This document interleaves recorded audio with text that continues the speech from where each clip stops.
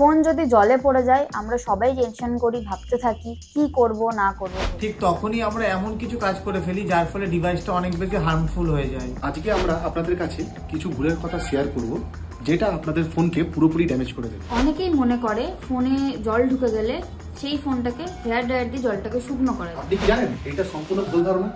অতিরিক্ত হিটের কারণে আপনার মোবাইলের যে ভিতরকার পার্টসগুলো আছে সেগুলো ড্যামেজ হয়ে যেতে পারে। তাই প্যানিক না করে আপনার ডিভাইসটি সুইচ অফ করে নর্মাল জায়গায় রেখে দিন। ভেজা ফোন চালের ভিতরে রাখলে ঠিক হয়ে যাবে, তো অনেকেই এই ধারণা থেকে কাজটি করে থাকেন। আপনি কি জানেন চালের ভিতরে ছোট ছোট কণা বা ডাস্ট পার্টিকেল ফোনের ভিতরে ঢুকে ফোনের কোনো বড়সড় ক্ষতি করে দিতে পারে। এইসব ভুল ধারণা থেকে বেরিয়ে আসুন।